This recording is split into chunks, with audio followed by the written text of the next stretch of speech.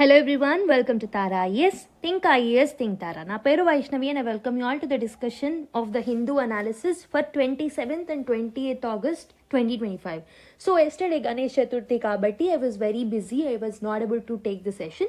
So 27th August రోజుకి సంబంధించిన articles ని పిక్ చేసుకుంటాం. అండ్ ఇంకొక ఇంపార్టెంట్ థింగ్ ఏంటంటే as the Hindu paper was not released today, it is not published today, we're going to pick up 2 or 3 important articles from their website also.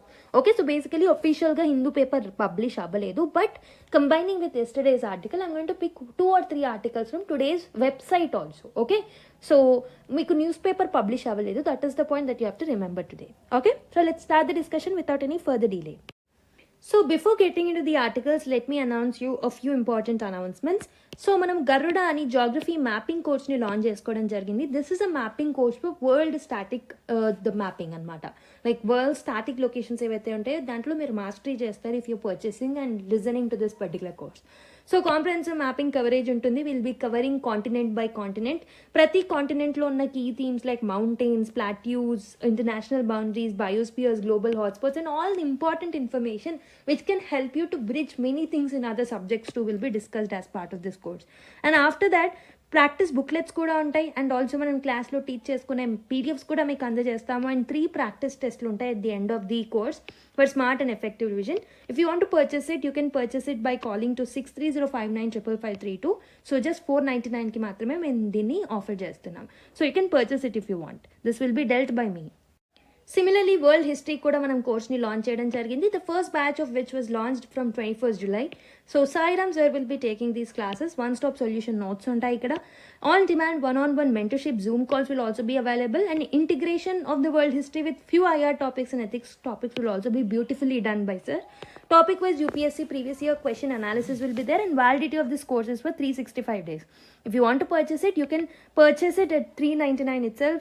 So 6305955532 అనే నంబర్కి call చేసి purchase చేయొచ్చు, లేదా tarais.com వెబ్సైట్లో కూడా purchase చేయొచ్చు.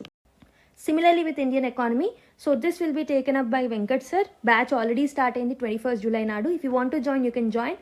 On demand one-on-one mentorship Zoom call sessions కూడా ఉంటాయి ఇక్కడ కూడా. సో టాపిక్ వైజ్ అనాలిసిస్ అనేవి ఉంటాయి of UPSC PYQs, and validity of this courses for 365 days. If you want to enrol, same number and same వెబ్సైట్లో నుంచి purchase చేయొచ్చు. Okay, with this note let me start the session. India braces for impact of 50% US tariffs from today అని చెప్పేసి so నిన్నటి news పేపర్లో article రావడం జరిగింది. We know 50% tariff, 25% tariff and 25% of penalty టారిఫ్స్ని ఇంపోజ్ చేయడం మనం చూసాము. And that will be started implementing from yesterday అనమాట. So that's why it was in the news. And ఈరోజు కూడా వెబ్సైట్లో ఫ్యూ థింగ్స్ దీంట్లో నుంచి రావడం జరిగింది. అయితే ఫైనాన్స్ మినిస్ట్రీ ఒక రిపోర్ట్ ఇవ్వడం జరిగింది అనమాట with respect to this particular thing. Okay, so ఈ 50% టారిఫ్స్ ఏదైతే ఉంటుందో this will be applied to Indian goods, and few sectors are the one who are going to be largely impacted. And also మనం ఎంత worth of so products మీద effect and amount of money మీద effect పడుతుందంటే $48 billion అనమాట. Okay, there are few sectors like textile sectors, clothing sectors, gems and jewellery, shrimp sector, leather sector, footwear, animal products, chemicals, electric and mechanical industries or machinery. These are the sectors which are going to effect on a large scale అనమాట. So what are the ways to balance అనేది మనకి finance ministry ఇచ్చిన రిపోర్ట్లో mention చేయడం జరిగింది. So first thing that they have spoken about is diversification అనమాట. Okay, so first thing they have spoken about is diversification. So మన export diversification is very much required, but these measures will take time. That is the problem. మన export డెస్టినేషన్స్ని మనం diversify చేసుకోవాలి, but this will take a large time అని చెప్పేసి మనం చెప్పొచ్చు. Okay, so second thing ఏంటంటే what we can come up with is a next generation reforms. So mainly ఎంఎస్ఎంఈస్కి సంబంధించి అండ్ డిఫరెంట్ మ్యానుఫ్యాక్చరింగ్ సెక్టార్స్కి సంబంధించి రిఫార్మ్స్ తీసుకురావాల్సిన అవసరం అయితే ఉంటుంది. We have to simplify the regulations, simplify the licensing rules, simplify the compliance cost, so that we can encourage the manufacturing and production within India, and also we can make our products more competitive. Third important thing that they have mentioned is about GST reforms. GST reforms తీసుకురావడం వల్ల కూడా మనం కన్సంప్షన్ని పెంచొచ్చు, డిమాండ్ని పెంచొచ్చు, so that we can boost the investments అనమాట.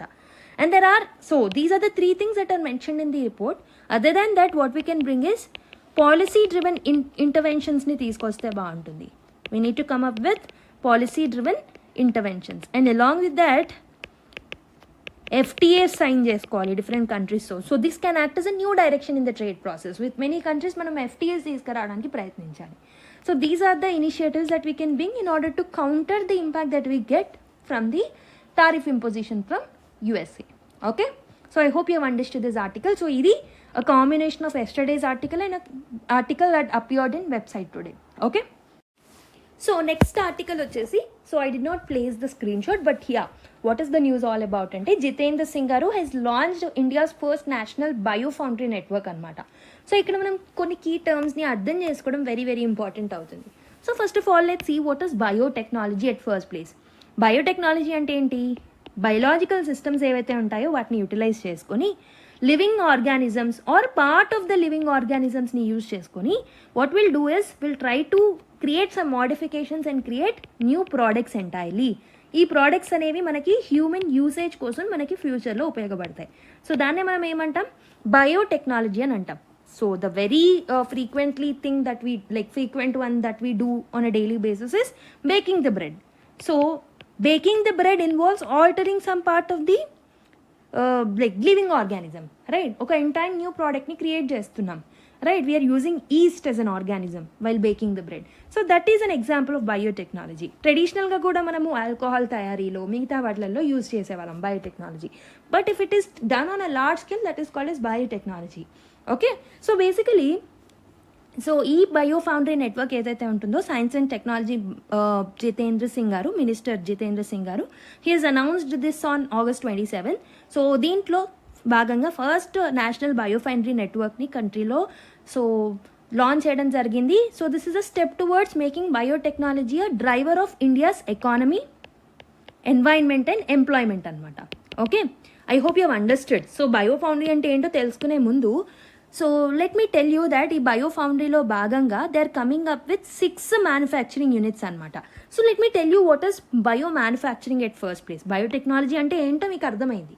So bio manufacturing అంటే ఏంటంటే సో ఈ బయోలాజికల్ టెక్నాలజీస్ ఆర్ బయోటెక్నాలజీస్ని యూజ్ చేసుకొని ఏదైతే ఎండ్ ప్రోడక్ట్స్ ఉంటాయో ఈ ఎండ్ ప్రోడక్ట్స్ని లార్జ్ స్కేల్లో మ్యానుఫ్యాక్చరింగ్ చేస్తే దాన్ని మనం బయో మ్యానుఫ్యాక్చరింగ్ అని అంటాం అనమాట. So this will have a lot of applications. For example ఫార్మసిటికల్స్లో వ్యాక్సిన్స్ తయారీలో, మోనోక్లోనల్ యాంటీబాడీస్ డెవలప్మెంట్లో, జీన్ అండ్ సెల్ థెరపీస్ చేయడం వల్ల, ఫర్మెంటేషన్ ప్రాసెస్లో, ఓకే, ఆల్టర్నేటివ్ ప్రోటీన్ సోర్సెస్ లాగా, అగ్రికల్చర్లో GMOs ప్రొడక్షన్ చేయొచ్చు, ఓకే, అండ్ ఇండస్ట్రియల్ ఎంజైమ్స్ని క్రియేట్ చేయొచ్చు, బయోకెమికల్స్ని తయారు చేయొచ్చు, బయోఫ్యూయల్స్ని తయారు చేయొచ్చు, బయోప్లాస్టిక్స్, బయోఫాబ్రికేషన్, bioremediation. So in a large scale, so by using the biotechnology, if you are providing the or producing the end products on a large scale, that can be treated as a bio manufacturing. I hope you have understood what is bio manufacturing. So bio manufacturing అంటే అర్థమైంది, కానీ bio foundry అంటే ఏంటంటే so bio foundry is a place where bio manufacturing meets the automation అనమాట. Automation అంటే ఏంటి? ఇక్కడ will use AI technologies, will use blockchain technology, automation టెక్నాలజీని యూజ్ చేసుకొని will use this laboratory equipped models and technologies to come up with the testing of this biological systems అనమాట. So ఈ biological సిస్టమ్స్ని construct చేయాలన్నా, testing చేయాలన్నా we'll use the automation process అనమాట బయో ఫౌండరీలో. సో ఈ బయో ఫౌండరీనే మనము, ఆ బయో ఫౌండరీ నెట్వర్క్నే మనం ఇప్పుడు సో తీసుకొస్తున్నాం as told by the Jitendra Singh గారు. And also there is another thing that is mention, bio E3. Bio E3 అని అంటే biotechnology will be used in economy, environment and employment అనమాట. సో ఈ E3 పాలసీ ఏదైతే ఉంటుందో బయో మ్యానుఫ్యాక్చరింగ్ని సో లార్జ్ స్కేల్లో చేయడానికి help చేస్తుంది అనమాట. It will help in various sectors. And net zero and carbon ఎకానమీని రీచ్ అవ్వడానికి కూడా ఇది మనకి హెల్ప్ చేస్తూ ఉంటుంది. సో దట్ ఈస్ వేర్ ఈ బయో E3 ప్రాజెక్ట్ అనేది మనకి important. So it will help in creating bio manufacturing on large scale, right? I hope you have understood these pointers. I hope you have understood the difference between biotechnology, manufacturing and bio E3 and also bio foundry. So let's go to next article. So next article, demographic changes in border areas deliberate. Home minister అని చెప్పేసి ఒక article రాయడం జరిగింది. So recently ఏమైంది అని అంటే the minister Amit Shah గారు ఏం చేశారు అని అంటే he has addressed the inaugural session of the 2-day vibrant villages programme. So ఈ పర్టికులర్ ప్రోగ్రాంలో he has told that so demographic changes ఏవైతే జరుగుతున్నాయో బార్డర్ ఏరియాస్లో, బార్డర్ డిస్ట్రిక్ట్స్లో we have to put some efforts on it. Okay, so దాని మీద దృష్టి పెట్టాల్సిన అవసరం ఉంది అని చెప్పేసి అక్కడ ఉన్న చీఫ్ ఆఫ్ ఫోర్సెస్కి గార్డియన్స్ ఎవరైతే ఉన్నారో వాళ్ళందరికీ రిమైండ్ చేయడం జరిగిందనమాట. సో ఇక్కడ మనకు న్యూస్ కంటెక్స్ట్ మాత్రమే ఇంపార్టెంట్. సో వెరాజ్ మనం ఇక్కడ నేర్చుకోవాల్సింది వైబ్రెంట్ విలేజెస్ ప్రోగ్రామ్ గురించి. Let's see about it in detail. So vibrant villages programme ఏదైతే ఉంటుందో, so that is actually came up, like this was bought by Ministry of Home Affairs అనమాట. So ఈ ministry of home affairs ఏదైతే ఉంటుందో, this is the ministry which deals about this particular programme. ఈ particular programme అనేది it's a centrally sponsored scheme, not central sector scheme. This is a centrally sponsored scheme. So first phase of the scheme is from 2022 to 2025-26 అనమాట. So ఈ particular ఇయర్స్లో, ఈ 3 yearsలో మనకి ఏం జరుగుతుంది, this is the first phase of this particular scheme. దీంట్లో ఏం చేస్తారు అంటే, మన బార్డర్ ఏరియాస్ ఏవైతే ఉంటాయో, బార్డర్ ఏరియాస్లో ఉన్న పీపుల్ ఎవరైతే ఉంటారో అక్కడున్న సెక్యూరిటీ రీజన్స్కి మైగ్రేట్ అవుతారనేమో ఒక కన్సర్న్ అనేది ఉంటుంది. అక్కడ నుంచి వాళ్ళు వేరే సిటీస్కి మైగ్రేట్ అయితే, so there will not be any security towards our border areas, and also we cannot claim our territories also. So దానికి గాను, in order to stop that migration and in order to make sure their lives are secure, so this particular program helps anamata. So this speaks about the comprehensive development in the northern border. So especially manam ikkada China ki anukunna borders like Arunachal Pradesh, Sikkim, Himachal Pradesh, Ladakh, Uttarakhand region lo ఉన్న border districts ఏవైతే ఉంటాయో వాటిలలో vibrant villages ప్రోగ్రామ్ని implement చేయడం జరుగుతుంది. So basically ఇక్కడ China అని డైరెక్ట్గా మెన్షన్ చేయకుండా what we have mention it as a northern border. Okay, so China కూడా సిమిలర్ మోడల్తో ముందుకు వచ్చింది. దాన్నే మనం మోడర్న్ విలేజెస్ ప్రోగ్రామ్ అని అంటాం అనమాట.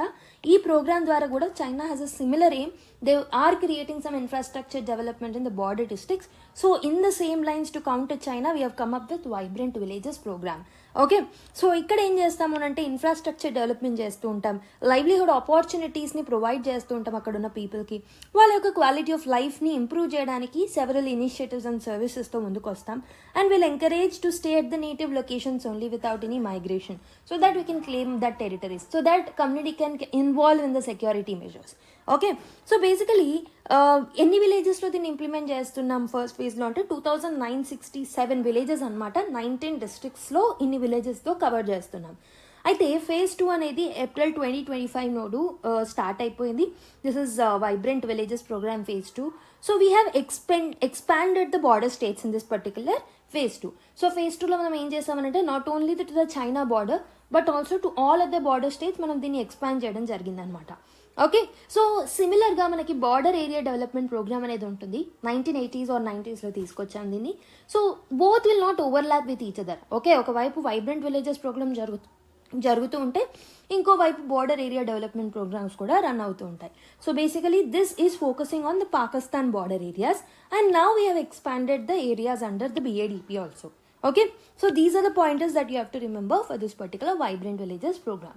Okay, so let's look at the first editorial, the gender angle to India's economic vulnerabilities and oka article radam jarigindannamata. So Indian economy is now worth of almost $4.19 trillion. Okay, so and also we actually claim that India is among the fastest growing economies in the world. So and also it is said to become the third largest economy globally, right? But a bigger problem ఏంటంటే US president Donald Trump రీసెంట్గా మనకు propose చేసిన 50% tariff ఏదైతే ఉంటుందో మన India's exports మీద, that is the biggest problem and a concern that India is facing as of now. So దీనివల్ల ఏమవుతుంది, this will hit trade almost worth of $40 billion. And also మన ఇండియన్ జీడిపి అనేది 1% cut అయ్యే chances ఉంటాయన్నమాట. So mainly ఇక్కడ sectors ఏమేమి sectors effect అవుతాయంటే textiles sector, gems sectors, leather sector and footwear sector ఏవైతే ఉంటాయో these are the sectors which are going to effect very very badly. ఈ సెక్టార్స్ అనేవి చాలా labour intensive sectors and they will employ large number of women workers అనమాట. So why India is more vulnerable than China if you're comparing with this tariffs అంటే, China అనేది it has faced US tariffs earlier also, but దాని యొక్క manufacturing scale వల్ల and export markets అనేవి diversify అయ్యి ఉండడం వల్ల so China has withstanded and survived from it. So India doesn't have this particular strength. So US అనేది it is buying 18% of India's exports. So high tariffs అనేవి it will cause big loss to India, because మనం export డెస్టినేషన్స్ని diversify చేసుకోలేదు. And also మన యొక్క manufacturing scale కూడా if you're comparing with China it is not very very high. India అనేది almost 30-35% of cost డిసడ్వాంటేజ్ని face చేస్తుంది if you're comparing with other competitors in the fields like textiles, gems etcetera, with for example with the countries like Vietnam. Okay, and also there is a gender factor. Women role in the economy మీరు చూసుకున్నట్టయితే the strength of the nation lies in the strength of its women అని చెప్పేసి అంటూ ఉంటారు. But it is becoming very very relevant over here. So India అనేది it has failed to empower women economically, మనకు తెలిసిందే. ఈ ఫెయిల్యూర్ ఏదైతే ఉంటుందో మనము విమెన్ని ఎకనామిక్గా ఎంపవర్ చేసుకోలేకపోవడం వల్ల, so this is not just like a social issue but it has become a economic problem నా. ఇదొక ఎకనామిక్ ప్రాబ్లమ్గా మారింది. అండ్ ఇఫ్ ఎక్స్పోర్ట్స్ డ్రాప్ అయితే by 50%, so millions of women ఎవరైతే ఉంటారో టెక్స్టైల్స్లో, జెమ్స్లో, లెదర్ ఇండస్ట్రీస్లో అండ్ ఫుట్వేర్ జాబ్స్లో పనిచేసే వాళ్ళు 50% అండ్ మిలియన్స్ ఆఫ్ 50% టారిఫ్స్ వల్ల millions of women are going to lose their jobs in this particular sectors. And also మీరు ఇండియాలో female labour force participation rate చూసుకుంటే this is only 37% to 41% around this. Okay, but global average మీరు చూసుకున్నట్టయితే this is around 60%. Like for example countries like China has the female labour force participation rate of 60%. So that is where we're not comparable to China. And also IMF ఇచ్చిన report ప్రకారం ఏంటంటే if India closes the gender gap, GDP అనేది almost it can grow by 27% in the long term. Okay, but progress అనేది block అయింది. Women యొక్క progress అనేది cultural restrictions like patriarchal tendencies వల్ల, poor policies వల్ల, double burden, triple burden women face చేస్తున్నారు దానివల్ల. And also proper policy support విమెన్కి ఇవ్వలేకపోవడం వల్ల కూడా they are lacking behind. Okay, and demographic dividend ఏదైతే ఉంటుందో దాని గురించి కూడా దీంట్లో మాట్లాడడం జరిగింది. డెమోగ్రఫిక్ డివిడెండ్ అంటే ఏంటంటే, so this is basically with respect to demography India is having a advantage. ఎందుకు అనంటే, సో బేసికలీ డెమోగ్రఫీలో మనం చూసుకుంటే చిన్నపిల్లలు ఉంటారు, ముసలి వాళ్ళు ఉంటారు, చిల్డ్రన్ ఉంటారు, సీనియర్ సిటిజన్స్ ఉంటారు. These both are dependents. However, the working age group ఏదైతే ఉంటుందో these are independents. They can work on their own and they can contribute to the society and economy. So basically మన దగ్గర ఈ window ఏదైతే ఉంటుందో, ఈ working age people ఎవరైతే ఉన్నారో వాళ్ళు హ్యూజ్గా ఉన్నారు యాజ్ ఆఫ్ నౌ. సో దీన్ని మనం ఏమంటామనంటే demographic window or demographic dividend అని అంటూ ఉంటాం. సో ఇదనేది ఈ పర్టికులర్ డెమోగ్రఫిక్ డివిడెండ్ స్టేజ్ అనేది ఎప్పటికీ ఇలానే ఉంటుందా అంటే no. Because in long term definitely ageing population పెరుగుతుంది, సీనియర్ సిటిజన్స్ పెరుగుతారు అండ్ డిపెండెన్స్ పెరుగుతారు. ఓకే, సో ఈ పర్టికులర్ డెమోగ్రఫిక్ డివిడెండ్ అనే ఈ స్టేజ్ని మనం ప్రాపర్గా యూటిలైజ్ చేసుకోవాలి, లేదంటే ఫ్యూచర్లో ఎఫెక్ట్స్ అనేవి పడతాయి. Okay, so countries like China కానీ, జపాన్ కానీ, US కానీ they have utilised this particular window very very properly when they had a demographic advantage. But India's window అనేది ఇట్ విల్ క్లోజ్ బై 2045. మనం దీన్ని ప్రాపర్గా యూటిలైజ్ చేసుకోకపోతే will be in the losers side. Okay, so unless women are included in this particular things, unless women are included in the workforce, definitely India may lose this chance అని మనం చెప్పొచ్చు. And current situation మీరు చూసుకున్న విమెన్కి సంబంధించి if you look at the current situation, rural ఏరియాస్లో female labour force participation rate చూసుకుంటే it has gone up. Okay, but most of them are actually in the unpaid family labour అనమాట. Unpaid family labour works చేస్తున్నారు. And also most of them are working in low productivity jobs. That is the problem in rural area. Coming to urban area participation అనేది చాలా తక్కువ ఉంది, FLPRA చాలా తక్కువ ఉంది. So because of safety concerns, because of lack of sanitation, because of poor infrastructure, okay, women friendly infrastructure లేకపోవడం, poor public transportation ఉండడం వల్ల, అండ్ ఆల్సో అన్పేడ్ కేర్ వర్కే వాళ్ళు ఎక్కువ చేయడం వల్ల their time is getting dedicated to that work. Household duties ఎక్కువగా ఉంటున్నాయి. సో ఇలాంటి ప్రాబ్లమ్స్ వల్ల అర్బన్ ఏరియాస్లో వాళ్ళ పార్టిసిపేషన్ రేట్ చాలా తక్కువ ఉంది. రూరల్ ఏరియాస్లో ఉన్న they are not in to the productive sector and most of them are doing unpaid labour work. Okay, and this particular situation that we are facing may risk of India can become into a southern Europe లాగా మారే chances ఉంటాయి. So for example southern యూరోప్లో countries like Italy or Greece ఏవైతే ఉన్నాయో వీళ్ళ దగ్గర female labour force participation rate అనేది చాలా తక్కువగా ఉంటుంది. అండ్ దీనివల్ల వాళ్ళకి ఎకనామిక్ స్టాగ్నేషన్ అనేది ఫేస్ చేశారు లాంగ్ టర్మ్లో. And India can also face same thing if we are not acting against it. Okay, so if you look at the lessons from other countries and what we can learn from other countries, so US లాంటి nations ఏవైతే ఉంటాయో, so World War II టైంలో women has joined the workforce over there. Okay, so equal pay అనేది వాళ్ళు provide చేస్తూ ఉంటారు and child care support కూడా ప్రాపర్గా ఉంటుంది. We can get inspired from US. And China లాంటి కంట్రీస్లో చూసుకున్న post 1978 reforms, so they gave support to the child care and they gave support to the education. Almost వాళ్ళ female labour force participation rate నేను already చెప్పినట్టు 60% దగ్గర ఉందన్నమాట. And if you look at the countries like Japan, వాళ్ళ యొక్క ఎఫ్ఎల్పిఆర్ ఎంత ఉంది అని అంటే 63 to 70% మధ్యలో ఉందన్నమాట. అండ్ దీనివల్ల వాళ్ళ యొక్క జీడిపిని 4% ఇంక్రీజ్ చేసుకోగలిగారు. అండ్ కంట్రీస్ లైక్ నీదర్లాండ్స్ చూసుకుంటే they have promoted the part time work for them, especially women with equal benefits. And India can learn from all of these examples like Netherlands, Japan, China and also USA. So Indiaలో already కొన్ని ఇనిషియేటివ్స్ని మనం తీసుకొచ్చాం state లెవెల్లో and also the country లెవెల్లో. So మీరు state level initiatives చూసుకుంటే if you look at the కర్ణాటకలో శక్తి స్కీమ్ అనేది ఉందన్నమాట. కర్ణాటక శక్తి స్కీమ్ ఏదైతే ఉంటుందో దీన్ని 2023లో తీసుకొచ్చారు. దీనివల్ల మనము పబ్లిక్ బస్ ట్రావెల్ని ఫ్రీగా ఇస్తున్నాం విమెన్కి. అండ్ దీనివల్ల ఏమైంది అని అంటే ఫీమేల్ రైడర్షిప్ అనేది 40% ఇంక్రీజ్ అయింది. And women now are freely able to travel for jobs, education and business with more freedom.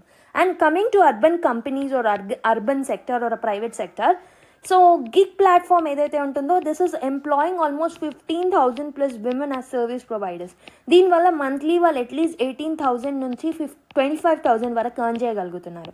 And also they had a proper safety measures, insurance benefits ఇస్తున్నారు, maternity benefits ఇస్తున్నారు, వీళ్ళకి skill training కూడా వాళ్ళకి provide చేస్తున్నారు. And other than that రాజస్థాన్లో Indira Gandhi urban employment guarantee scheme అనేది నడుస్తూ ఉంటుంది. So this has created almost 4 crore percentage of work, అంటే 4 కోట్ల పర్సెంటేజ్ ఆఫ్ వర్క్ని క్రియేట్ చేయగలిగారు. అండ్ దీంట్లో almost 65% of the work is provided for the women అనమాట. ఓకే, అండ్ ఆల్సో వాళ్ళకి ఫ్లెక్సిబిలిటీ ఉంది. Neighbourhood based jobs like sanitation, greening, care work లాంటివి వాళ్ళకి ప్రొవైడ్ చేస్తున్నారు. ఓకే, సో ఇలాంటి మోడల్స్ ఏవైతే ఉంటాయో వాటిని ఇండియా వైడ్గా మనం ఇంప్లిమెంట్ చేయాల్సిన అవసరం అయితే ఉంది. So what is the need of the hour, what need to be done by India? First thing ఏంటంటే we have to move away from cash transfers నుంచి welfare schemes వైపు వెళ్ళాలి.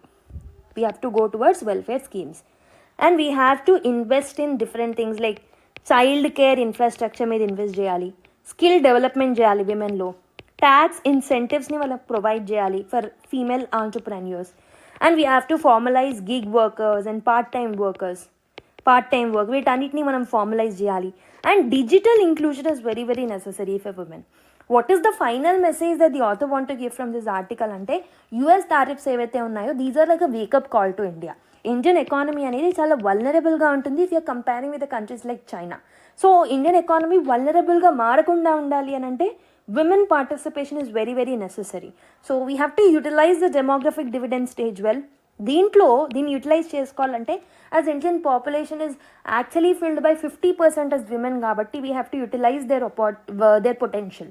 అండ్ ఆల్సో ఎక్స్పోర్ట్స్ని కాంపిటేటివ్గా మార్చాలి అండ్ ఆల్సో ఎక్స్పోర్ట్ డెస్టినేషన్స్ని diversify చేసుకోవాల్సిన అవసరం అయితే ఉంది. అండ్ లాంగ్ టర్మ్ గ్రోత్ మీద మనం ఫోకస్ చేయాలి. And we have to invest in women and become very very stronger. Okay, so I hope you have understood. Next one, false righteousness. Courts must protect rights of citizens, not allow the state untrammeled power అని చెప్పేసి ఒక article రావడం జరిగింది. So రీసెంట్గా మీకు news డిస్కషన్స్లో I have told you that Supreme Court of India రీసెంట్గా it has asked the union government to create rules regarding the control of the social మీడియాలో ఫ్రీ స్పీచ్ని కంట్రోల్ చేయాలని చెప్పేసి డైరెక్షన్స్ యూనియన్ గవర్నమెంట్కి ఇవ్వడం జరిగింది. సో ఇది చాలా గుడ్ మూవ్ లాగా మనకు అనిపిస్తుంది, కానీ this is like a good step, but also it can actually create some dangers to the డెమోక్రసీకి కొన్ని డేంజర్స్ని తీసుకొచ్చే అవకాశాలనే ఉన్నాయి. So why is this a problem? First thing ఏంటంటే we're seeing the executive power అనేది ఇంటెన్సిఫై అవుతుంది, ఎక్స్పాండ్ అవుతుంది. That is a problem. So government already have some control over the online speech, మనకు తెలిసిందే. ఐటీ రూల్స్ లాంటివి ఉన్నాయి. 2021లో తీసుకొచ్చాం. And their amendments are also there, like government several times దాన్ని అమెండ్ కూడా చేయడం జరిగింది. ఓకే, సోషల్ మీడియా కంపెనీస్ని అకౌంటబుల్గా మారుస్తుంది already. So giving even more power by the Supreme Court itself can actually increase the executive power. Okay, that can create some authoritarianism. That is the first problem. And there can be a risk of freedom of expression మీద so risk పడే అవకాశాలు అనేవి ఉంటాయి. So if very expensive or if very offensive or disturbing comments ఉన్నప్పుడు they have to be handled through the courts and government rules. So people will be afraid to speak freely. ఒకవేళ ఇలాంటి రూల్స్ని మీరు పెట్టినట్టయితే people will be afraid to speak freely. So దీనివల్ల chilling effect అనేది పడుతుంది అనమాట. అంటే పీపుల్ ఏదైనా జెన్యూన్గా క్రిటిసైజ్ చేయాలన్నా, కన్స్ట్రక్టివ్గా క్రిటిసైజ్ చేయాలన్నా, they will have that scariness or fear in them. So that is hampering the freedom of speech and expression by the people. And ఇంకొకటి ఏంటంటే జుడిషియరీస్ రోల్ అనేది మిస్అండర్స్టూడ్ అనమాట ఇక్కడ. So courts are suppose to protect the citizens right, కానీ ఇక్కడ ఏం చేస్తుంది, so they are actually expanding the executive power instead of protecting the rights of the citizens. So basically here the courts role ఏదైతే ఉంటుందో that is misunderstood by them. So these are the points that are there in this article. So the key takeaway from this article ఏంటంటే Supreme Court should focus on protecting the constitutional rights that are provided to citizens. They should not help government impose more instruction, and they should not make government more powerful. Okay, so that is the gist of this article. More than this is not required. Next article, the ECI is ring fence in the constitution and is the constitution and the law అని చెప్పేసి ఒక article రావడం జరిగింది. So ఇదంతా మనకు తెలిసిన విషయమే, but let me explain you once again. So August 7th రోజు ఏమైంది, రాహుల్ గాంధీ గారు, who is the leader of the opposition, has held a press conference in New Delhi. ఏమని చెప్పారు ఈ ప్రెస్ కాన్ఫరెన్స్లో? He claimed that Mahadevpura assembly segment ఏదైతే ఉంటుందో బెంగళూరు సెంట్రల్లో, ఆ కాన్స్టిట్యుయెన్సీలో ఓటర్ లిస్ట్లో చాలా ఇర్రెగ్యులారిటీస్ ఉన్నాయి డ్యూరింగ్ ద 2024 జనరల్ ఎలక్షన్స్ అని చెప్పేసి సో ప్రెస్ కాన్ఫరెన్స్లో చెప్పడం జరిగింది. So he has given lot of examples. నేను ప్రీవియస్ క్లాస్లో కూడా చెప్పాను. సో సేమ్ ఓటర్స్ ఎవరైతే ఉన్నారో, సో మెనీ ఓటర్స్ ఎవరైతే ఉన్నారో దే హ్యాడ్ సేమ్ అడ్రస్ అని, సో డ్యూప్లికేట్ ఎంట్రీస్ ఉన్నాయని చెప్పేసి. Okay, so some entries had father's name as XYZ and house number as 0 అని చెప్పేసి ఇలా కొన్ని ఎగ్జాంపుల్స్ ఇవ్వడం జరిగిందనమాట. And his team also reportedly studied election Commission of India records for 6 months అని చెప్పేసి చెప్పడం జరిగింది to uncover that particular things. So ఈ క్లెయిమ్స్ అనేవి ట్రూ అయితే ఇండియన్ ఎలక్షన్స్ అనేవి డేంజర్లో ఉన్నట్టే అని చెప్పేసి అక్కడ ప్రెస్ కాన్ఫరెన్స్లో చెప్పడం జరిగిందనమాట. దీనికి గాను ఎలక్షన్ కమిషన్ ఆఫ్ ఇండియా ఎలా రెస్పాండ్ అయింది అని అంటే, సో August 17th రోజు so the chief election commissioner press కాన్ఫరెన్స్ని తీసుకురావడం జరిగింది. Instead of answering the irregularities, he pushed back the Rahul Gandhi's claims అనమాట. He has issued an ultimatum and asked either submit details with a sworn affidavitని like మీరు so sworn చేసి submit చేయండి లేదా apologise చేయండి అని చెప్పేసి అనడం జరిగింది, instead of checking and instead of being accountable for the questions that the Rahul Gandhi has asked. Okay, so ఈ రియాక్షన్ ఏదైతే ఎలక్షన్ కమిషన్ ఆఫ్ ఇండియా ఇచ్చిందో this is unusual, because Election Commission of India లాంటి body ఏదైతే ఉంటుందో it must stay neutral అనమాట. So ఇలాంటి political ఫైట్స్లో వాళ్ళు ఎంటర్ అవ్వకూడదు. సో ఎంటర్ అయినా they have to look in to the issues and they have to be accountable enough to prove that nothing has happened. Okay, so what did the Constitution say generally about Election Commission of India? Article 324 ఏదైతే ఉంటుందో, so this gave huge powers to Election Commission of India with respect to preparation of electoral rolls, conduct free and fair elections to parliament, state legislatures, and for the offices of president and vice president. So Supreme Court has said Article 324 anedi, it is the reservoir of the powers, so that it will actually ensure the free and fair elections. But Election Commission of India edaithe untundo, it must use these powers within the constitutional and legal limits. So దీన్ని political రైట్స్ని question చేయడానికి, political లీడర్స్ని threaten చేయడానికి వాడద్దు అనమాట. So ఈ allegations అనేవి ఎందుకు serious? For example 80 voters register అయ్యారు అనుకోండి ఒకే address నుంచి, under one address. A voter can only be registered if there is any ordinary resident of that particular address. So basically voting లిస్ట్లో register అవ్వాలి అని అంటే ఆ పర్సన్ రెసిడెంట్ అయ్యి ఉండాలన్నమాట. రెసిడెంట్ అయ్యి ఉండాలి అని అంటే so he has to provide some documents. So but 80 people ఒకే రెసిడెన్స్ అడ్రస్తో రిజిస్టర్ అయితే this will definitely show that there are some irregularities.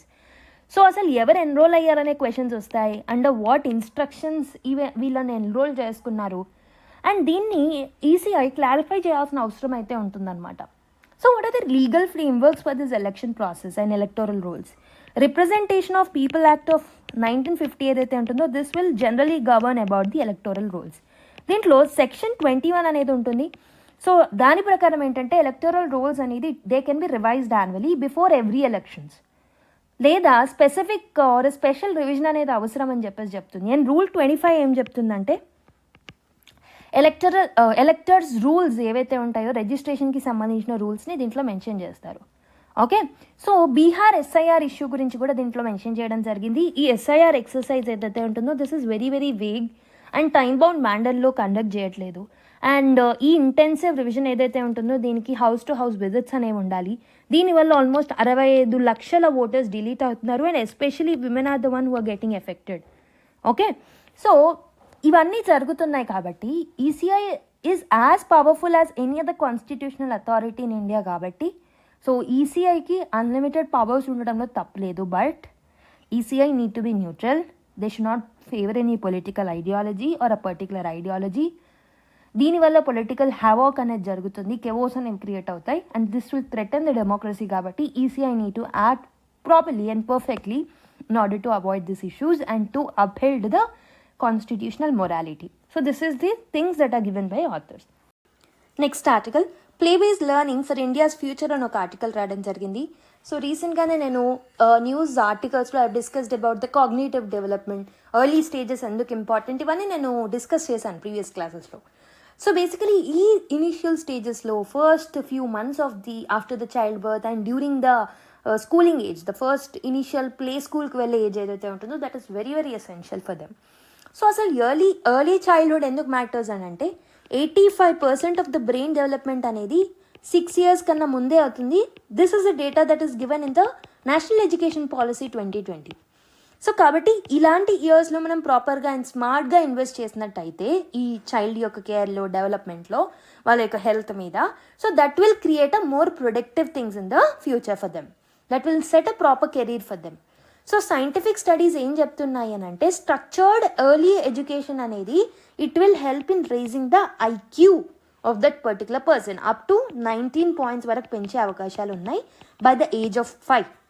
And also long term benefits కూడా ఉంటాయి. 5 to 9 ఏదైతే 5 to 9 years ఉంటాయో సో ఐక్యూ పాయింట్స్ అనేవి that will rise further. And Nobel laureate James Heckman చెప్పినట్టు he has found that 13 to 18% returns వస్తాయి in the future for them if you are investing smartly during their early ages. Okay, so ఈ particular ఆర్టికల్లో so they are speaking, the author is speaking about anganwadis. Anganwadis are generally the first classroom for many of them who are poor especially. So under Prime Minister Narendra Modi, Anganwadi centers ఏవైతే ఉంటాయో these are being transformed. Nutrition centres నుంచి vibrant early learning hubs లాగా మార్చడం మనం చూస్తున్నాం. And దీంట్లో key initiatives వచ్చేసి Poshan B, పడాయి B అనే ఇనిషియేటివ్ అనమాట. అంటే ఒకవైపు న్యూట్రిషన్ మీద, హెల్త్ మీద ఫోకస్ చేస్తూ ఇంకోవైపు ఎడ్యుకేషన్ మీద, ప్లే ఓరియంటెడ్ లెర్నింగ్ మీద, యాక్టివిటీ బేస్డ్ లెర్నింగ్ మీద ఫోకస్ చేస్తున్నారు. దీనికోసం ఏంటంటే సో అంగన్వాడీ వర్కర్స్ ఎవరైతే ఉంటారో ఎర్లీ చైల్డ్హుడ్ కేర్ అండ్ ఎడ్యుకేషన్లో భాగంగా వాళ్ళకి ఫ్రీక్వెంట్గా ట్రైనింగ్ ఇవ్వడం జరుగుతుందన్నమాట. So they are receiving the systematic training in the early childhood care and education. So ఇప్పుడు సెంటర్స్ ఏంటంటే ఒకవైపు న్యూట్రిషన్ని, ఇంకోవైపు ఎమోషనల్ డెవలప్మెంట్ అండ్ లెర్నింగ్ని, ఈ రెండింటి మీద ఫోకస్ చేయడం జరుగుతుందన్నమాట. ఓకే, అండ్ నెక్స్ట్ థింగ్ ఏంటంటే నేషనల్ ఎడ్యుకేషన్ పాలసీలో so there is a curriculum called as Aadharshila curriculum. So ఈ ఆదర్శిలా కరికులం ఏదైతే ఉంటుందో this will guide the children who are aged between 3 to 6 years అనమాట. సో దీంట్లో holistic growth like intellectual growth, emotional growth, physical growth, social growth మీద focus చేస్తారు. Okay, so they are focusing on 5+1 weekly plan అనమాట. అంటే free play అనేది ఉంటుంది for the first 30 minutes to start the day.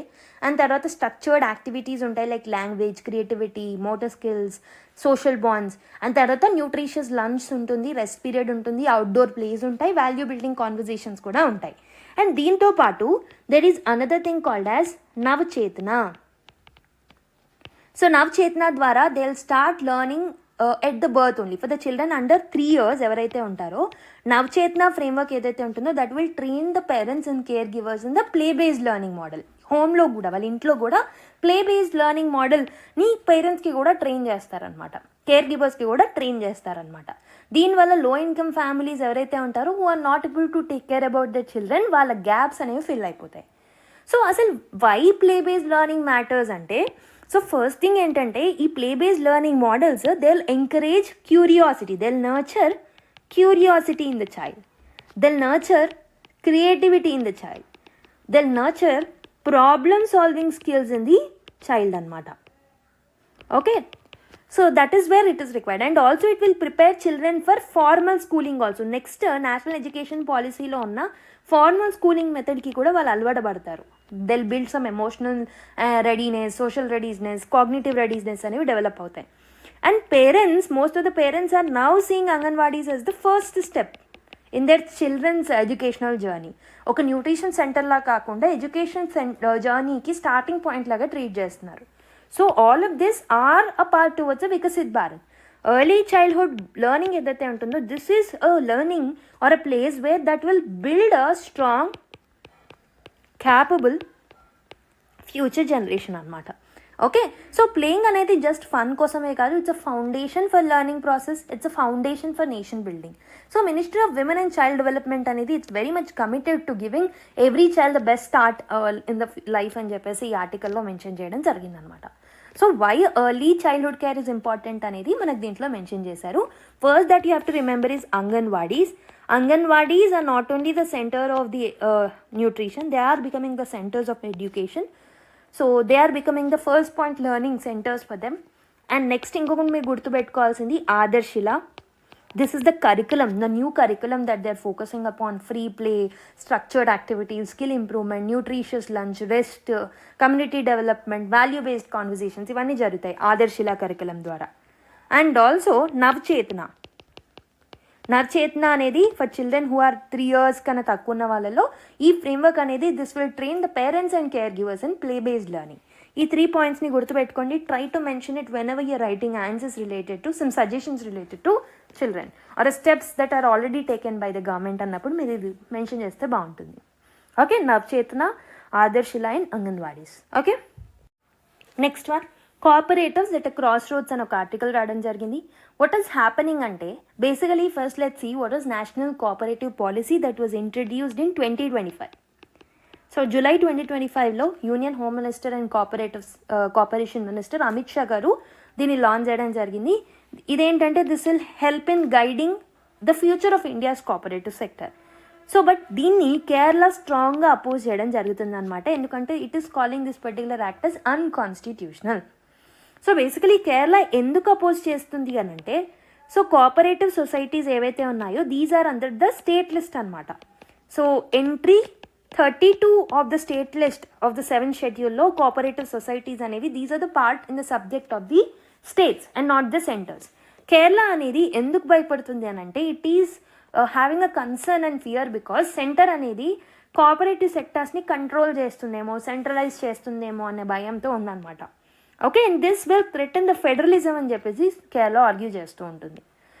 So but there is a political angle to it also. కేరళలో యొక్క Left Democratic Front ఏదైతే ఉంటుందో which is led by some CPIM. So they sees this as a BJP's attempt. Okay, so Kerala యొక్క cooperative నెట్వర్క్లో engage అవుతున్నారని అంటున్నారు. However the political things are not required for us. So why are cooperative so important to Kerala అంటే, సో కేరళకి cooperative sector has a deep roots in them. So 20th century యొక్క early టైమ్స్లోనే like Cochin, Travancore and Malabar areas నుంచి అక్కడ వాళ్ళకి so base అనేది ఉందన్నమాట. సో కోఆపరేటివ్ అనేది they'll help in providing some credit to the ఫార్మర్స్కి క్రెడిట్స్ని ప్రొవైడ్ చేస్తాయి అండ్ రూరల్ హౌస్ హోల్డ్స్కి ఇస్తాయి క్రెడిట్స్ని అండ్ ఫినాన్షియల్ స్టెబిలిటీని ప్రొవైడ్ చేస్తాయి గ్రాస్ రూట్ లెవెల్లో. రీసెంట్లీ కేరళ అనేది it has merged the district cooperative banks into the Kerala bank. 2-tier సిస్టమ్ని తీసుకొచ్చాయి. అందుకే కేరళ లాట్ ఆఫ్ ఇనిషియేటివ్స్ని తీసుకొచ్చింది అండ్ కేరళకి రూట్స్ అనేవి ఉన్నాయన్నమాట, స్ట్రాంగ్ రూట్స్ అనేవి ఉన్నాయి దీంట్లో. So but there are few problems in this sectors. Some cooperative banks ఏవైతే వర్క్ అవుతున్నాయో these are facing some scandals. And some embezzlement issues అనేవి కేసెస్ అనేవి ఉన్నాయన్నమాట. For example Karuvannur service cooperative bank scam అనేది జరిగింది త్రిశూర్ డిస్ట్రిక్ట్లో, కేరళలో. సో పబ్లిక్ ట్రస్ట్ చేయడం ఆపేస్తున్నారనమాట. ఓకే, దానివల్ల 2023లో so Kerala has amended cooperative societies act for better regulation, for better safe guards, for better transparency. Why is this a critical moment మరి? సో ఈ పాలసీ ఏదైతే ఉంటుందో this will actually create some kind of urbanisation. Like basically the policy fight comes when cooperative face some issues like urbanisation. Youth aspirations అనేవి change అవుతున్నాయి దీనివల్ల. Okay, energy, shipping, science and technology, health sectors are opening up. So basically ఇక్కడ issue అనేది మనకు not more important, but ఏంటంటే మీరు federalism issues రాసినప్పుడు you can coat this example that Kerala is opposing the NCP. Okay, because it is threatening the federalism, because cooperative sector anedi, it is a list that is mentioned in the state list. This is the point that you have to mention when you are writing answers related to federalism. So interstate relations aa time lo meer dini mention cheyandi. Okay, next one, what is airdrop test conducted by ISRO? So basically airdrop test ని ఎవరు conduct చేశారు అని అంటే it is conducted by ISRO. రీసెంట్గానే నేను news ఆర్టికల్స్లో కూడా మీకు చెప్పాను. సో August 24th రోజు కండక్ట్ చేయడం జరిగింది బెంగళూరు నుంచి. So the purpose of this is to test weather parachute system ఏదైతే మనం యూజ్ చేస్తామో గగన్యాన్ క్రూ మాడ్యూల్లో, సో అది ప్రాపర్గా స్లో డౌన్ చేయొచ్చా లేదా, ఓకే, ఏదైతే రీఎంట్రీలో ఉంటుందో దాన్ని మనం ప్రాపర్గా చేయొచ్చా లేదా అనేది టెస్టింగ్ చేశారు. Okay, so 5 ton dummy capsule ఏదైతే ఉంటుందో దాన్ని డ్రాప్ చేయడం జరిగింది from helicopter, so by using parachute to simulate the landing condition. So basically Gaganyaan ప్రాజెక్ట్లో మనం ఏదైతే యూజ్ చేయబోతున్నామో టెక్నాలజీని, సో సిమిలర్గా అది ప్రాపర్గా టెస్ట్ అవుతుందా లేదా అనేది చెక్ చేశారనమాట. సో దీంట్లో ఒక చిన్నూక్ హెలికాప్టర్ని యూజ్ చేశారు which is belonging to India's air force. So దీని ద్వారా they have lifted the capsule almost 3 kilometer height వరకు లిఫ్ట్ చేయడం జరిగింది. Then they have released that particular capsule by using the parachute. Okay, so smaller drag parachute అనేది first release చేశారు, then comes the main parachutes. ఏంటి అని అంటే capsule అనేది 8 minutes before the splash down ప్రాపర్గా ఎంటర్ అవుతుందా లేదా అనేది చెక్ చేశారు. నేను లాస్ట్ క్లాసెస్లో కూడా ఎక్స్ప్లెయిన్ చేశాను వై దిస్ ఇస్ ఇంపార్టెంట్ అనేది. ఓకే, సో పారాషూట్ డెవలప్మెంట్ అనేది ఆస్ట్రోనాట్ యొక్క సేఫ్టీకి very very important when they are reentering in to the earth. So ఈ స్టేజ్లో ఫెయిల్యూర్ అవుతే మాత్రం it can lead in to a catastrophic event కాబట్టి so this testing is very very important for us. Okay, next one, why has the import duty on cotton been suspended అని ఒక article రావడం జరిగింది. So August 18th నాడు 2025 August 18th నాడు central government it has announced the suspension of 11% import duty on cotton. ఎప్పటి వరకు అంటే September 30 వరకు ఇంట్రొడ్యూస్ చేయడం జరిగిందనమాట, కాటన్ సీజన్ అయిపోయేంత వరకు. ఓకే, ఎందుకు అని అంటే డొమెస్టిక్ కాటన్ ప్రొడక్షన్ ఏదైతే ఉంటుందో అది it has fallen sharply. Raw material shortage అనేది ఉండింది ఫర్ ద టెక్స్టైల్ ఇండస్ట్రీ, అందుకే ఇంపోర్ట్స్ని పెంచుకోవడానికి సో ఈ డ్యూటీస్ని విధించడం జరిగిందనమాట. ఓకే, సో బేసికలీ ఈ పర్టికులర్ డ్యూటీస్ని 2021 Februaryలోనే మనం ఇంట్రడ్యూస్ చేసాము కాటన్ ఇంపోర్ట్స్ మీద డ్యూటీస్ని. సో ఆల్మోస్ట్ ఆ టైంలో ఇండియా అనేది ఎనఫ్ ప్రొడ్యూస్ చేస్తుంది, 350 lakh బేల్స్ ఆఫ్ కాటన్ని ప్రొడ్యూస్ చేస్తుంది. That is more than what is required. 335 మనకు కావాలి, బట్ 350 lakh బేల్స్ని మనం ప్రొడ్యూస్ చేయగలిగాం. అందుకే ఇంపోర్ట్స్ మీద మనం డ్యూటీస్ని వేసాము. బట్ కరెంట్ సిచ్యువేషన్ ఏంటంటే డొమెస్టిక్ ప్రొడక్షన్ అనేది హర్ట్లో ఉంది కాబట్టి so in order to encourage the imports so మనము ఈ డ్యూటీస్ని సో కట్ డౌన్ చేయడం జరిగింది, సస్పెండ్ చేయడం జరిగింది అనమాట. ఓకే, సో దీనివల్ల ఏంటంటే we can increase the imports and we can satisfy our needs. So but farmers ఏంటంటే ఈ మూవ్ అనేది సో ఇట్ డిస్కరేజెస్ కల్టివేషన్ అని చెప్పేసి భయపడుతున్నారు. That is something which you have to remember. But ప్రస్తుతం మన అవసరాల కోసం మనం ఇంపోర్ట్ చేసుకుంటున్నాం so without any duty. Okay, with SciHub gone will the one nation one subscription scheme step up అని చెప్పేసి ఒక ఆర్టికల్ రాయడం జరిగింది. సో దీన్ని మనము జిఎస్ పేపర్ 3లో రీసెర్చ్ అండ్ డెవలప్మెంట్ అనే టాపిక్స్లో సైన్స్ అండ్ టెక్నాలజీలో మనం లింక్ చేసుకోవచ్చు. So let's discuss about it. So context of the news ఏంటంటే రీసెంట్గా ఢిల్లీ హైకోర్ట్ ఏదైతే ఉంటుందో it has given basically Delhi high court told internet companies to block a website called as SciHub and also దాని యొక్క copy websites ఏవైతే ఉంటాయో వాటన్నిటిని బ్లాక్ చేయమని చెప్పేసి Delhi high court has given a court so basically judgement. Okay, court judgement ఇవ్వడం జరిగిందనమాట. So basically what is this SciHub అనేది it is a free website. So basically this was created by Alexandra. Okay, so ఈ particular SciHub అనే website ఏం చేస్తుంది అని అంటే it will give free access to all the research papers. So basically scientist కొన్ని research చేసి they will actually note down the research that they have done in a papers, right? So ఆ research పేపర్స్కి free access అనేది ఇస్తుంది అనమాట. So ఈ particular research papers అనేవి free access ఇవ్వడం వల్ల వాటిని ఎవరు యూజ్ చేసుకుంటారు? ఎడ్యుకేషనల్ ఇన్స్టిట్యూషన్స్ యూజ్ చేసుకుంటారు, టీచర్స్ యూజ్ చేసుకుంటారు, ఫర్దర్ రీసెర్చ్ చేసే వాళ్ళకి అవి హెల్ప్ఫుల్ అవుతాయి. Okay, so basically these are a paywall. So basically వీటిని పేమెంట్ ఇచ్చి కొనుక్కోవాలన్నమాట. బట్ ఇక్కడ ఏమవుతుంది అని అంటే సైహబ్ అనే వెబ్సైట్ ఏం చేస్తుంది అని అంటే ఆల్ దీస్ జర్నల్స్, ఈ పర్టికులర్ రీసెర్చ్ పేపర్స్ ఏవైతే ఉన్నాయో, సో రీసెర్చ్ పేపర్స్ని, జర్నల్స్లో ఉన్న ఇంపార్టెంట్ థింగ్స్ని ఫ్రీగా యాక్సెసిబుల్గా మారుస్తుంది అనమాట. సో ఈ పర్టికులర్కి అగేన్స్ట్గా, సైహబ్ అనే వెబ్సైట్కి అగేన్స్ట్గా బిగ్ పబ్లిషర్స్ ఎవరైతే ఉంటారో, for example Elsevier, Wiley and some another America's important societies like American chemical society, వీళ్ళందరూ ఏం చెప్తున్నారు అంటే సైహబ్ అనే ఈ పర్టికులర్ వెబ్సైట్ ఏదైతే ఉంటుందో దిస్ ఈస్ బీయింగ్ ఇల్లీగల్. ఎందుకు అనంటే వితౌట్ పర్మిషన్, అంటే కాపీరైట్ ఇన్ఫ్రింజ్మెంట్ అనేది దానికి పడుతుంది. Without permission they are actually giving the free access of the things that they are publishing అని చెప్పేసి వీళ్ళు they are showing certain concerns అనమాట. So the court has told this particular people that so not to uploads these kind of papers. So ఇలాంటి పేపర్స్ని upload చేయొద్దని court order కూడా ఇవ్వడం జరిగింది. But still they are actually publishing these kind of papers అనమాట. Okay, they are going against the court orders. So this will lead to the contempt of court.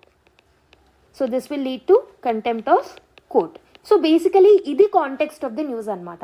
So ఈ particular issue ఏదైతే ఉంటుందో this is not just about a copyright issue. ఎందుకు అనంటే scientific publishing ఏదైతే ఉంటుందో, whatever the publishing that we are doing with respect to science and research papers, so this is very much different from what we see in music, what we see in movies, what we see with respect to novels. Scientific publishing అనేది it's a very another thing if you're comparing it with movies or music or novels. So ఈ movies కానీ music కానీ novels కానీ these are for the entertainment purpose. But research that we do, okay, scientific publishings that we do, this will actually strive for the welfare of the society, larger good of the society కోసమే ఇవి పర్టికులర్గా మనం publish చేస్తాము, research చేస్తాము, and we'll try to invent something new. Right. So సైంటిస్టులు ఇక్కడ ఏంటంటే they are not paid by journals to write the papers. So జర్నలిస్టులు ఎవరైతే ఉన్నారో they are not actually paying the scientist to do this particular work. Okay, they are getting paid from the public money. Government మనీతోని వాళ్ళు research చేయడం జరుగుతుంది. Government మనీని use చేసుకొని, people మనీని యూజ్ చేసుకొని they are doing research and they are coming up with this research papers. But still ఈ particular research పేపర్స్ని పబ్లిష్ చేయడానికి జర్నల్స్ ఏవైతే ఉన్నాయో they are charging huge amount of money, lakhs of రూపీస్ని లైక్ పేమెంట్ చేయమని చెప్పేసి అడుగుతున్నారు. So publishers are saying this for quality control. So peer రివ్యూకి, క్వాలిటీ కంట్రోల్కి మేము ఈ మనీ తీసుకుంటున్నామని చెప్పేసి అంటున్నారనమాట. So and publishers and journalist ఎవరైతే జర్నల్స్ని పబ్లిష్ చేస్తున్నారో these are gaining almost 30% profit అనమాట out of the whole money. Okay, so this is what they are taking advantage of this particular situation. So why blocking the Sci-Hub is a problem? ఇలాంటి వెబ్సైట్ని black చేయడం ఎందుకు problem అని అంటే, first thing, as they broke the copyright లాస్ని break చేశారు, కరెక్టే. And the courts in the US and Europe have also set the same before. ముందుగానే సో బిఫోర్ ఢిల్లీ కోర్ట్ చెప్పక ముందు కూడా ముందుగా యూఎస్లో ఉన్న కోర్ట్స్, యూరోప్లో ఉన్న courts they have told Sci-Hub అనేది కాపీరైట్ లాస్ని వైలేట్ చేసిందని ముందు వాళ్ళు కూడా డిటెక్ట్ చేశారు. But the real problem is access. More than the copyright, the real problem is access అనమాట.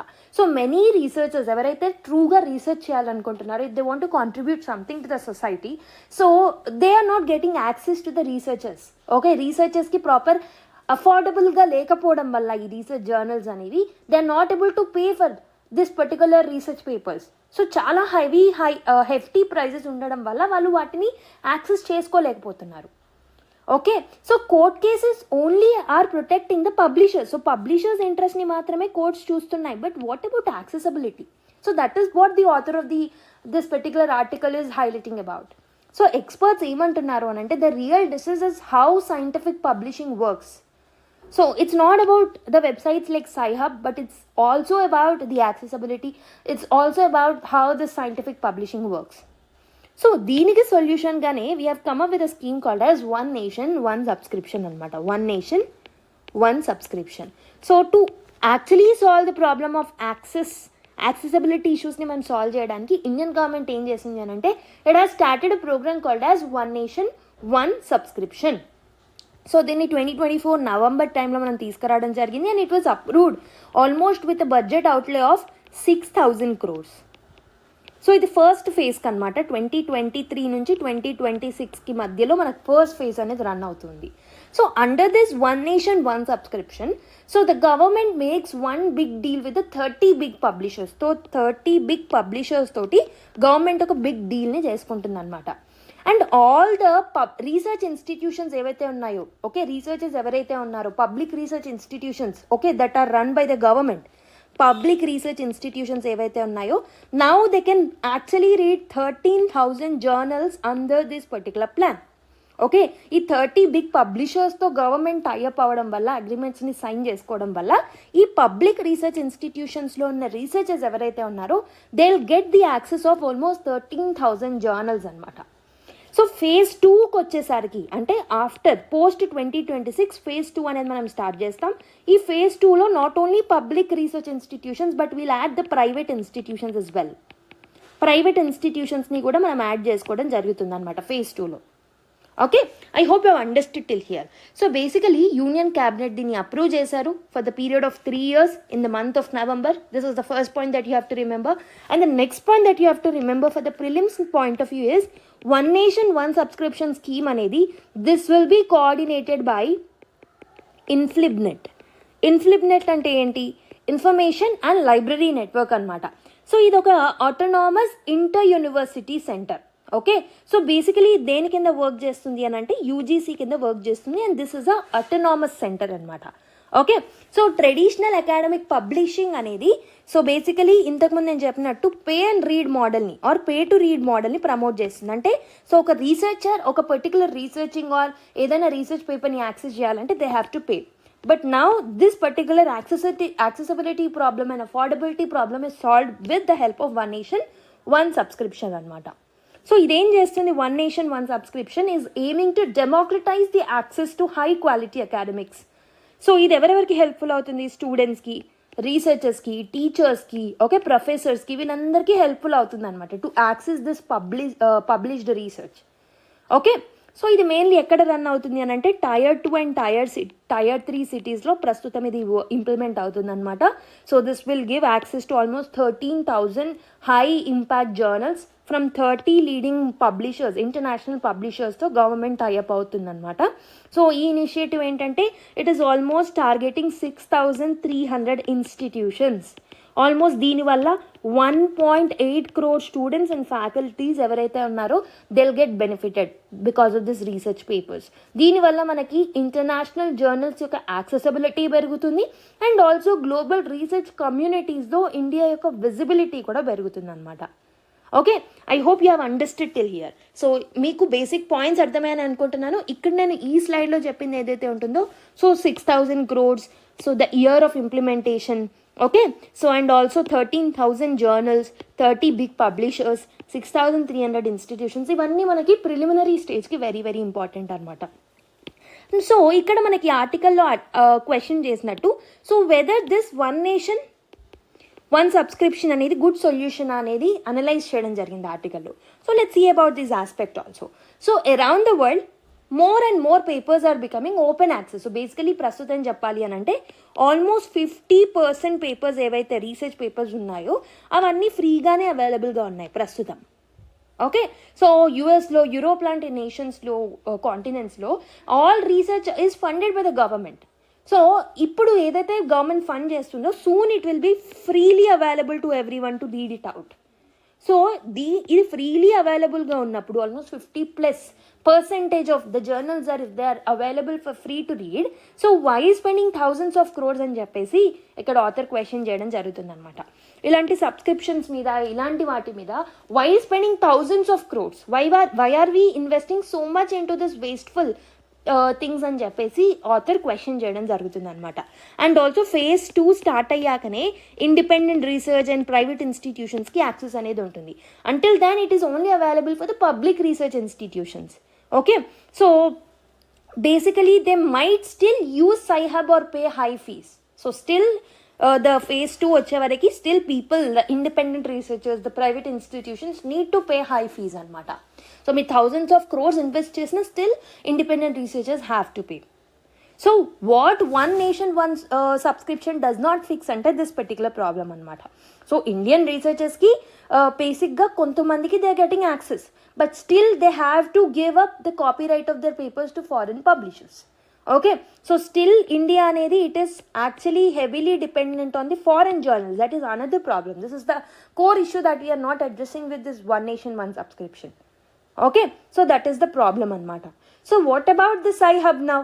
సో ఈ సైన్స్ హబ్ ఏదైతే ఉంటుందో, the Sci-Hub or science hub ఏదైతే ఉంటుందో, so they have tried the new things like cryptocurrency రివార్డ్స్ని use చేశారు to encourage people to share more papers, but it did not work well with respect to this website. And also ఈ particular వెబ్సైట్లో lot of technical issues and glitches అనేవి ఉన్నాయన్నమాట, which is not reliable as before. So basically ముందు ఉన్నట్టు ఇప్పుడు ప్రస్తుతం అంత reliability అనేది లేదు ఈ పర్టికులర్ సైన్స్ హబ్ అనే వెబ్సైట్లో. So the courts ban may not matter much అని చెప్పొచ్చు. ఎందుకు అని అంటే this is not as relevant as it is before. Okay, so what experts are recommending beyond this particular one nation one subscription ante, so they are asking researchers and the journals evaithe unnayo, so basically they are asking researchers, we need to ask the researchers which journals are actually useful to them. అసలు ఏ journals అనేవి వాళ్ళకి useful అనేది తెలుసుకొని వాటిని మనము so యాక్సెసిబుల్గా మారిస్తే బాగుంటుంది. Rather than government solely taking the decision, we need to speak with the researchers, and researchersకి ఏది ఎక్కువ వాల్యుబుల్ మెటీరియల్ వాటిని మాత్రం మనం యాక్సెసిబుల్గా చేస్తే బాగుంటుంది. అండ్ ఆల్సో పర్ ఆర్టికల్ ఫీజ్ని మనం తీసుకొస్తే బాగుంటుంది. For rare or specialised journal ఒక్క ఆర్టికల్ చదివినందుకు గాను ఒక వెరీ మినిమం ఫీజ్ పెట్టినా బాగుంటుంది. So and governments should also build the big institutional repositories. For example digital లైబ్రరీస్ని బిల్డ్ చేయాలి where all Indian researchers is particularly stored. ఈ పర్టికులర్ డిజిటల్ రెపాజిటరీస్లో ఇండియాలో ఉన్న రీసెర్చ్ థింగ్స్ ఏవైతే ఉన్నాయో వాటిని స్టోర్ చేసుకోవడం important. And also we have to inspired by the example of Harvard university, MIT university. So ఇక్కడ ఏంటంటే రూల్స్ అండ్ రెగ్యులేషన్స్ చాలా స్ట్రిక్ట్గా ఉంటాయి. They say that researchers must keep copies of their work in public repositories అని. Okay, they are putting some obligations on the researchers over there. So అక్కడ నుంచి మనం best ప్రాక్టీసెస్ని ఇన్కల్కేట్ చేసుకోవచ్చు. Okay, so basically science hub అనేది it is a symbol of fighting against the greedy publishers, but now India must see if this particular one nation one subscription అనేది real ప్రాబ్లమ్ని solve చేస్తుందా లేదా. So is it really creating a easy and fair accessibility to research అనేది check చేసి we need to bring certain kind of modifications in to it. Okay, next article, Quad talks will be on agenda when Modi meets Japan Prime Minister this week అని ఒక article రావడం జరిగింది. So నేను last క్లాసెస్లో కూడా చెప్పాను, there is going to be a visit of Prime Minister Narendra Modi to Japan and also to the China అని. So when he visits the Japan, so basically జపాన్తో టాక్స్ అనేవి conduct చేసుకుంటాం కదా, అందులో భాగంగా one of the important things that we're going to speak is about Quad talks. So last year క్వాడ్కి సంబంధించి India need to host it, but మనకు ఆ టైంలో జో బైడెన్ యొక్క లాస్ట్ టర్మ్ కాబట్టి he wanted to lead and he want to host the Quad meeting, and because of some later other commitments that he had, so quad hosting అనేది వాళ్ళకి shift చేశాము. But now India and USA యొక్క hostile relations ఏవైతే ఉన్నాయో that may actually create some kind of barriers to Quad, and we are going to discuss about it whether India will be hosting or not. So formal talks or formal things ane inka bayitiki raledu. Once they meet, it might be decided. Okay, so now in this context let's see about the Quad. So Quad యొక్క origin మీరు చూసుకున్నట్టయితే, so Indian ఓషన్లో మనకు 2004లో tsunami రావడం జరిగింది, మనందరికీ తెలిసిన విషయం ఏది.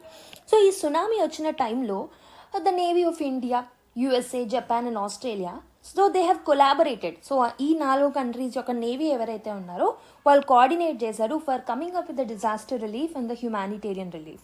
సో ఆ టైంలో for the first time Japanese prime minister అయిన షింజో అబే గారు, he has actually given a suggestion that ఈ 4 కంట్రీస్ అనేవి they can actually form a Asian security diamond. So ఆ టైంలోనే మనకి చైనా రైజ్ అనేది మనం చూస్తున్నాము. సో ఆ టైంలో చైనాని కౌంటర్ చేయడానికి these 4 countries can act against China by coming up with the Asian security diamond అని చెప్పేసి అన్నారనమాట. సో బట్ 2004 తర్వాత 2007లో సో మన్మోహన్ సింగ్ గారు ఉన్నప్పుడు ఏంటంటే we also thought we need to expand the relations అని మనకు కూడా అనిపించింది. అప్పుడు మలబార్ ఎక్సర్సైజ్ ఏదైతే ఉంటుందో అది ఓన్లీ యుఎస్తో ఉండేదన్నమాట. So from US we have actually included along with the US Malabar ఎక్సర్సైజ్లో ఈ 4 దేశాలతో పాటు సింగపూర్ని కూడా మనం ఇన్వైట్ చేయడం జరిగింది 2007లో. బట్ ఈ టైంలో టాక్స్ ఇంప్రూవ్ అవుతాయి, ఈ పర్టికులర్ గ్రూపింగ్కి ఒక ఫార్మల్ స్ట్రక్చర్ అనేది వస్తుంది అని అందరూ అనుకున్నారు. But China has retaliated against India because China ఏమనుకుంది అని అంటే India is growing its relation with these countries కాబట్టి ఇట్ మే కౌంటర్ చైనా అని చెప్పేసి దే హ్యావ్ రిటాలియేటెడ్. సో అందుకే we have decreased our engagement with these countries in 2007. But later in 2017 idea was revived again. Okay, మళ్ళీ మనం మన ఐడియాని revive చేసుకున్నాం because of the growth of China's aggression. So against it we have come up with a formal structure of these 4 countries named as Quad. ఈ క్వాడ్లో ఎవరెవరు ఉంటారు? India, USA, Japan and Australia, ఈ 4 కంట్రీస్ ఉంటాయన్నమాట. So basically దీనికంటూ ఒక secretariat head quarters అనేవి ఏమి ఉండవు and there is no treaty with respect to Quad. Okay, so this is like a dialogue. Okay, but 2021లో దీన్ని సమిట్ లెవెల్కి ఎలివేట్ చేసుకున్నాము. By then again we're meeting frequently each year with respect to Quad. Okay, so China దీన్ని కౌంటర్ చేయడం జరిగింది by telling that ఈ Quad అనే గ్రూపింగ్ ఏదైతే ఉంటుందో ఇట్స్ ఏషియన్స్ నాటో అని చెప్పేసి కౌంటర్ చేయడం జరిగింది. But India has given a confirmation that this is just dialogue. Okay, so basically military assertiveness ఏవైతే ఉన్నాయో దాన్ని కంట్రోల్ చేయడానికి అండ్ రూల్ బేస్డ్ ఆర్డర్ని మనం ఇండో పెసిఫిక్ రీజన్లో తీసుకురావడానికి మాత్రమే ఈ గ్రూపింగ్ అనేది ఉంది అని చెప్పేసి క్లారిఫై చేయడం జరిగింది. ఇట్స్ నాట్ లైక్ నాటో అని చెప్పేసి చెప్పింది. And also we're focusing on maritime security and also along with China's అసర్టివ్నెస్ని బ్యాలెన్స్ చేయడం అండ్ మా యొక్క యాక్టెస్ట్ పాలసీలో భాగంగా మేము దీన్ని తీసుకొచ్చామనే ఉద్దేశాన్ని కూడా సో ఇండియా అనేది వ్యక్తపరిచింది అనమాట. So this is about Quad. These are the pointers that you have to remember from the Quad. Okay, so next article Kuttiyadi cotton in line for GI tag అని చెప్పేసి ఒక ఆర్టికల్ రావడం జరిగింది. So Kuttiyadi cotton can become the next one in the agriculture crops from Kerala to receive the geographical identification tag అనమాట. So that is why it is in the news. I want you people to read about the GI tag. GI tag యొక్క చట్టం గురించి, act గురించి చదవండి.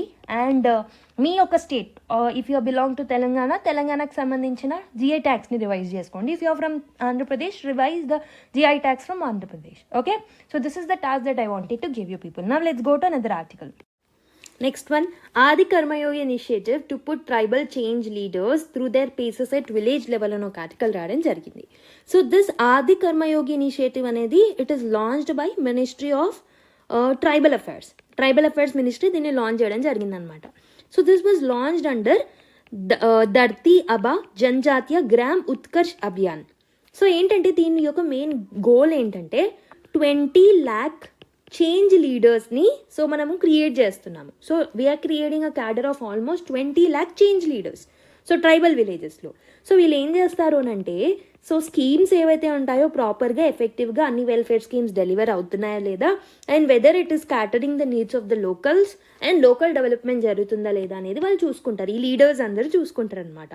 వాళ్ళకి what we'll do is we'll provide the participatory training to them. So will motivate the officials over there, వాలంటీర్స్ని create చేస్తాం, community లీడర్స్ని capacity building చేస్తాం. So why was it started అంటే this started as a national workshop. Okay, so basically lot of schemes అనేవి ఉన్నాయి ట్రైబల్స్కి సంబంధించి, but వాటిని ప్రాపర్గా ఇంప్లిమెంట్ చేయలేకపోతున్నాం. We're not able to converge all of them. So దానికి in order to have a solutions from with in so we are creating these particular leaders అనమాట. So ఛాలెంజెస్ని ఆపర్చునిటీస్గా మార్చుకోవడానికి we are focusing on action and not the problems and we are creating solutions from with in their communities only. So basically దీంట్లో 240 state level master ట్రైనర్స్ని create చేస్తాం, 2750 district level ట్రైనర్స్ని create చేస్తాం, 15,000+ block level ట్రైనర్స్ని create చేస్తాం అనమాట. Okay, so these will train 20 lakh village level officials also. దీంట్లో వాళ్ళకి lightning the candle అంటే so basically candle lightning అనేది చేస్తారు. ఎందుకంటే this is a symbol that so వాళ్ళు they are cursing the darkness, they are entering in to the light అని చెప్పేసి చెప్పడానికి. అండ్ ఫిష్ బౌల్ యాక్టివిటీస్ అనేవి జరుగుతూ ఉంటాయి. That will help participants connect and understand each other. And role plays అనేవి జరుగుతూ ఉంటాయి. కాగ్నిటివ్ గ్రూప్ టాస్క్లను ఇస్తూ ఉంటారు. నాట్ టైంగ్ ఎక్సర్సైజెస్ని తీసుకొస్తారు. So that team work will be encouraged. Okay, so each village is to prepare its own development blue print also. దాన్నే మనము విలేజ్ విషన్ 2030 అంటాం అనమాట. ఈ బ్లూ ప్రింట్ ఏదైతే ఉంటుందో so that will be painted in the public murals in villages. And అదొక aspirational guide లాగా వాళ్ళకి పనిచేస్తుంది. వాళ్ళకి ఇన్ఫ్రాస్ట్రక్చర్ సపోర్ట్ని కూడా ఇస్తారు. లైక్ 1 lakh ఆది సేవా కేంద్రాస్ని సెటప్ చేస్తారు. అండ్ ఈ సెంటర్స్ ఏంటంటే they will be a single point access to all the welfare schemes. So that ఈ వెల్ఫేర్ స్కీమ్స్లో 100% సాచురేషన్ అనేది రీచ్ అవ్వేలాగా మనం చూస్తామన్నమాట. సో phase 1 ఏంటి అంటే phase 1 అనేది ఉంటుంది, phase 2 అనేది ఉంటుంది. phase 1లో స్టేట్ అండ్ డిస్ట్రిక్ట్ లెవెల్స్ వాళ్ళని ట్రైన్ చేస్తే phase 2లో so block and village levels వాళ్ళని కూడా మనం ట్రైన్ చేయడం జరుగుతుంది అనమాట. ఓకే, సో ప్రతి విలేజ్ లెవెల్కి 15 వాలంటీర్స్ ఉంటారు who come up and participate in it. Okay, so దీంట్లో motivational training, community driven planning, grass root empowerment అనేది జరుగుతుంది. So this is a beautiful initiative if it is implemented well. Okay, with this we have completed the discussion of all the important articles. So I hope you have liked the discussion. I would love to see your feedback to the comment box. So thank you everyone, keep smiling, bye bye, and please subscribe to our channel.